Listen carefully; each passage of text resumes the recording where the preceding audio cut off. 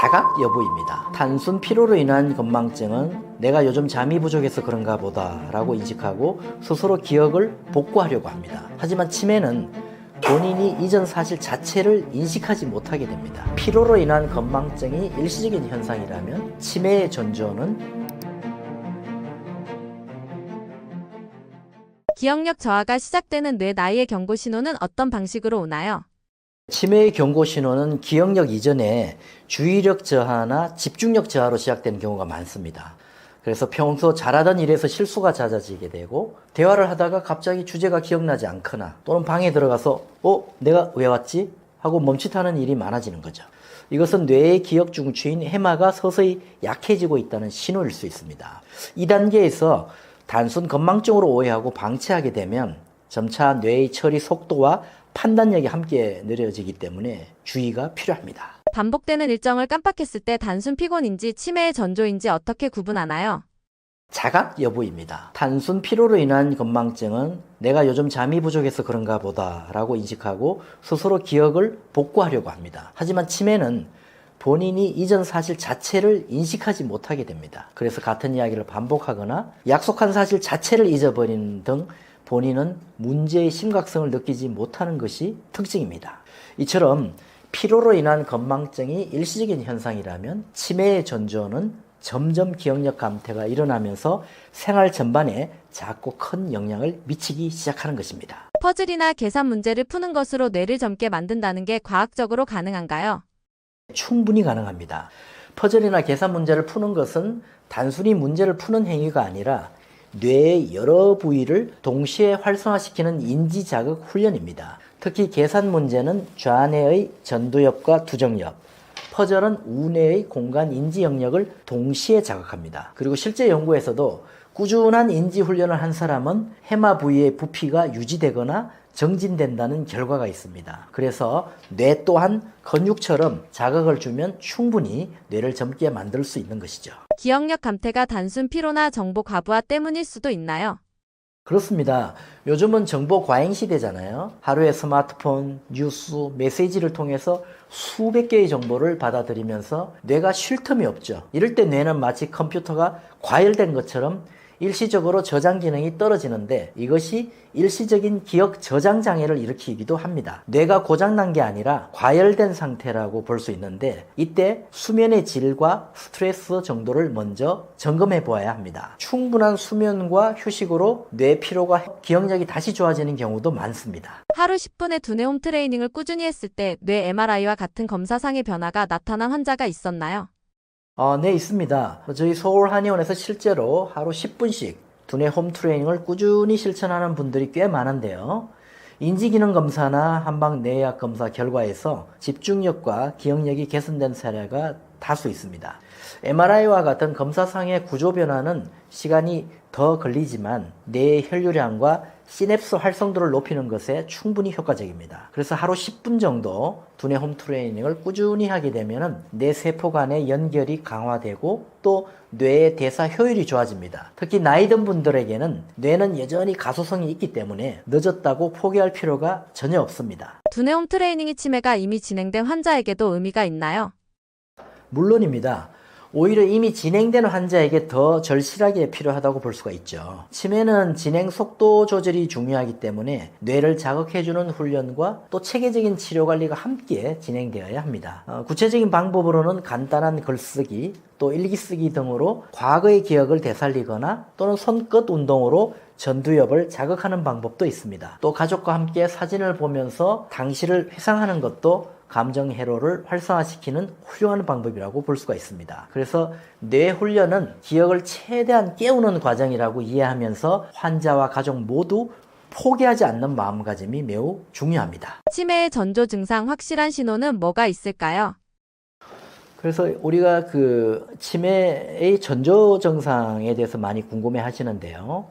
우리가 이제 전조증에서 가장 중요한 것이 이 건망증과 신경인지를 구분하는 일입니다. 이 건망증은 단순 건망증이기 때문에 어떤 힌트를 주게 되면은 하고 생각이 나는 것이 이제 정상적인 그런 상태인데요. 그래서 건망증은 설령 잊어버렸더라도 나중에 어떤 힌트를 주면 생각이 나는 걸 건망증이라 하고요. 근데 이 신경 인지에 문제가 오게 되면은 어떤 힌트를 주어도 그 상황을 어떻게 다시 복구하고 하는 것이 좀 힘들게 됩니다. 예를 들어서 시간이나 공간이나 상황에 대한 어떤 인지력이 떨어지게 되면은 시간을 착각하게 되고, 또 어떤 공간을 착각하게 돼서 방향 감각도 떨어지게 되고요. 어떤 상황을 이해하는 능력이 떨어집니다. 그래서 어떤 행위를 했을 때 내가 왜 어떤 상황에서 그런 행위를 하게 되었는지를 착각하게 되는 증상들이 많게 됩니다. 그래서 이런 단순 건망증이 물론 또 오래되게 되면 경도인지 장애를 거쳐서 치매 초기로 진입할 수도 있지만, 그것보다는 이런 시간, 공간, 상황에 대한 신경 인지가 잘 보존이 되어 있느냐, 아니면 이것이 많이 망가졌느냐 하는 것이 치매의 전조 증상을 우리가 확인할 수 있는 가장 중요한 열쇠라고 볼 수가 있습니다. 젊은 치매 환자가 급증했다고 하는데 정확히 어떤 치매가 늘어난 건가요? 국내 젊은 치매 환자 수가 급증하고 있는데요. 2009년에 약 1만 7천 명 수준에서 2019년 약 6만 3천 명 수준으로 10년 만에 3.6배 이상 급증했습니다. 65세 이전에 발생하는 젊은 치매도 알츠하이머 치매가 가장 많고요. 그 다음 혈관 치매와 전두척두엽 치매가 흔합니다. 하지만 젊은 치매는 노년층 치매와 달리 유전적 요인, 알코올성 치매, 외상, 염증성 질환 등 다양한 원인에 의해서 발생할 수 있습니다. 치매가 노인병이라고 하지만 젊은 세대에도 많아진 이유가 무엇인가요? 첫 번째는 예전보다 진단 기술이 향상됐고 또 인식이 변화되었기 때문에 과거보다 더 젊은 나이에 진단되는 경우가 많아질 수 있습니다. 두 번째는 생활 패턴이 변했는데요. 수면이 부족하고 스트레스가 증가하고 운동이 부족하고 서구식 식생활을 하는 젊은 층에 더 강하게 작용해서 치매 발병이 증가할 수 있습니다. 세 번째는 대사질환, 당뇨, 비만, 고혈압 같은 대사질환이 젊은 연령대에도 증가하기 때문에 뇌혈관 및 인지기능 리스크가 증가하고 있습니다. 네 번째는 스마트폰, 컴퓨터 게임 등으로 생활 리듬이 붕괴하였고 다양한 사회생활을 하거나 활동을 하지 않기 때문에 뇌가 균형 있게 발달되지 못하는 디지털 치매가 증가하고 있습니다. 다섯 번째는 정신적 스트레스와 우울증이 흔한데요. 지속적인 스트레스로 코티솔이 증가해서 해마와 전두엽이 위축되고 시냅스 소실을 통해 기억력이 떨어지는 경우가 많습니다. 이런 5가지 원인으로 젊은 세대의 젊은 치매가 많이 늘고 있습니다. 방향 감각에 문제가 생기면 알츠하이머 치매를 의심해보라고 하던데 관련이 있나요?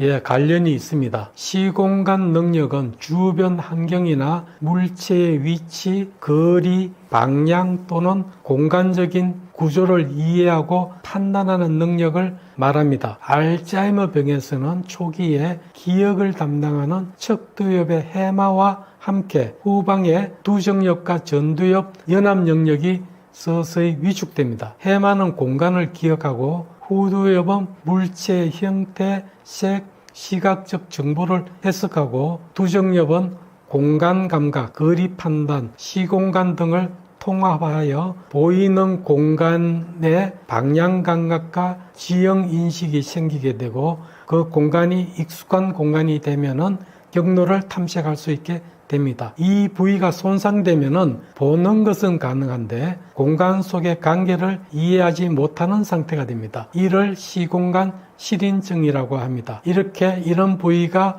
빨리 망가지는 치매는 알츠하이머 치매입니다. 치매 잘 걸리는 사람들의 생활 습관이 있다면 무엇일까요?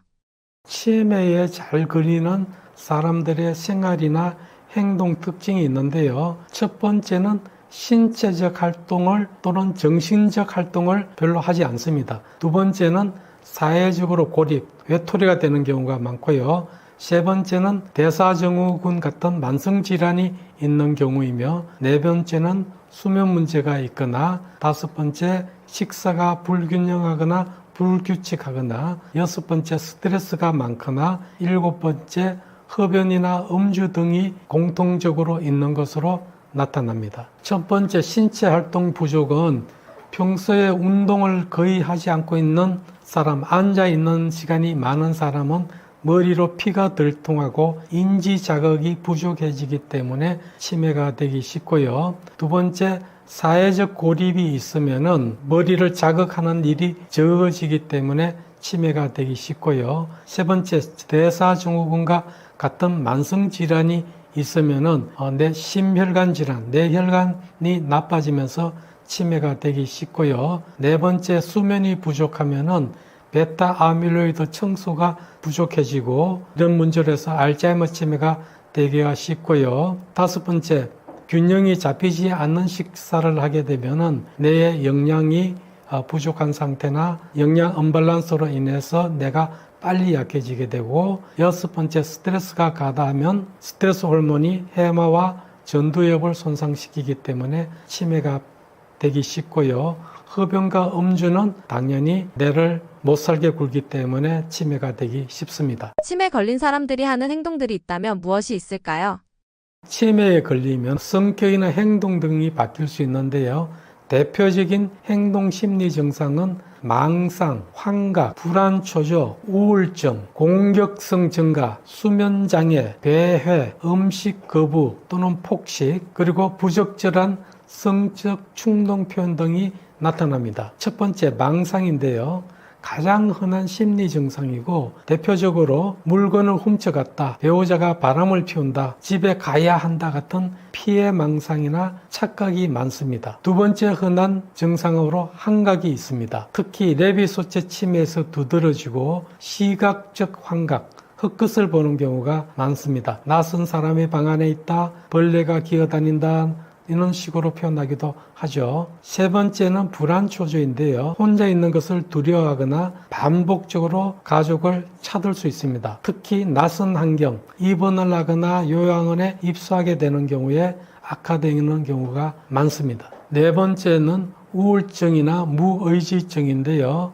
식사를 안 하거나 말이 줄고 외출에 흥미가 없고 표정이 굳어가기도 합니다.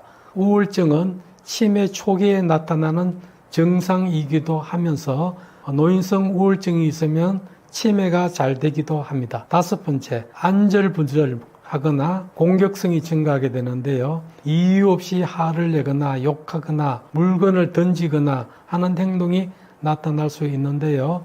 원인은 대체로 불안이라든지 통증이라든지 낯선 환경, 의사소통이 어렵거나 소음이 있는 경우에 잘 생깁니다. 여섯 번째는 수면장애입니다. 밤에 자주 깨고 새벽에 돌아다니고 낮잠을 오래 자는 그런 경우가 많은데요. 이는 멜라토닌 분비가 감소하고 해마와 시상하부의 수면 리듬 조절 기능이 떨어진 것이 원인입니다. 일곱 번째는 배회입니다. 집에 가야 한다거나 일하러 가야 한다는 이유로 밖을 나서는 경우입니다. 과거의 기억이 현실보다 더 생생하게 머릿속에 작용하기 때문에 현실보다는 과거의 기억으로 기억 혼돈 현상이 일어나기 때문입니다. 여덟 번째는 음식을 거부하거나 폭식을 하는 경우가 있는데요.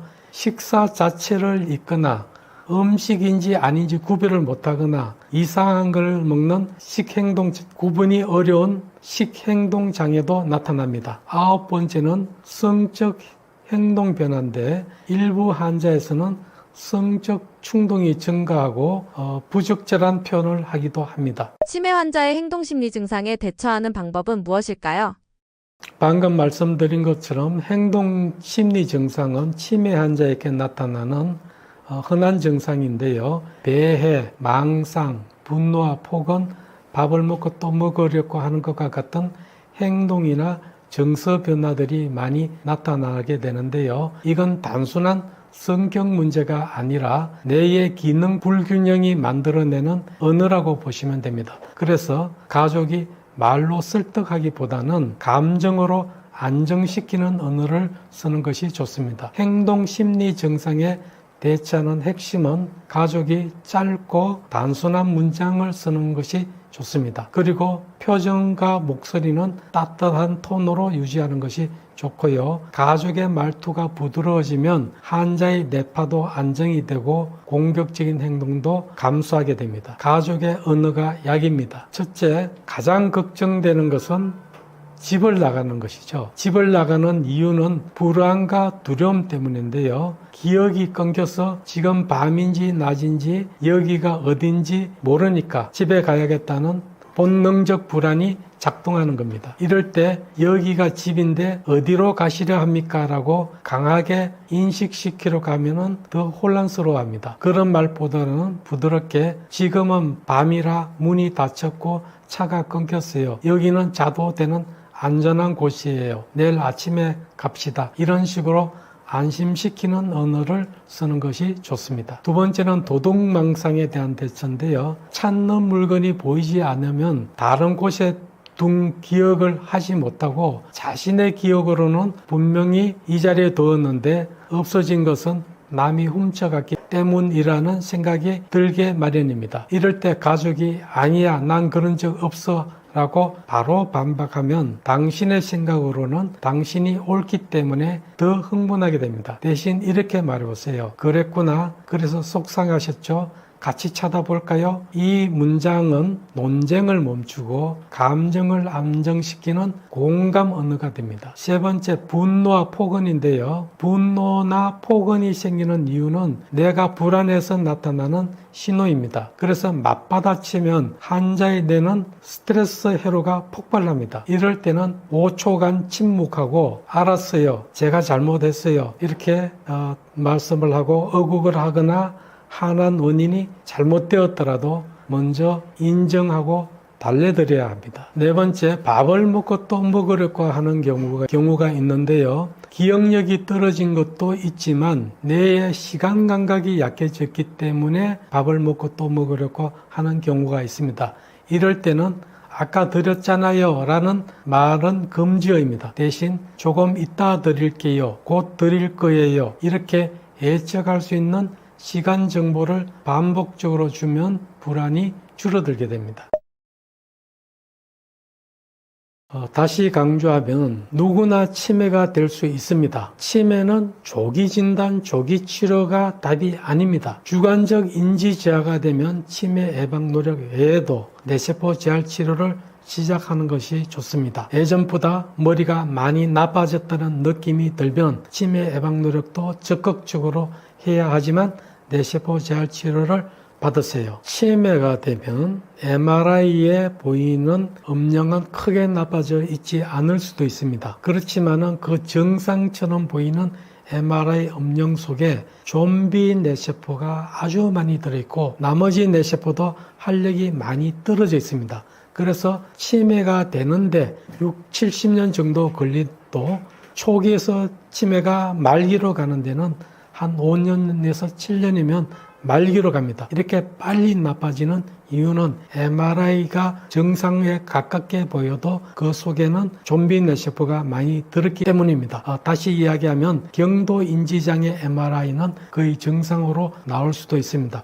그러나 MRI 속에 좀비 뇌세포가 많고 활력이 떨어진 뇌세포가 많기 때문에 좀비 뇌세포는 재활 치료가 되지 않습니다. 경도 인지장애일 때 뇌세포 재활 치료를 하면 많이 좋아졌다고는 하지만 치료가 안 되는 부분도 있습니다. 그래서 이런 걸 고려하면 주관적 인지 저하일 때 치료를 받는 것이 답입니다.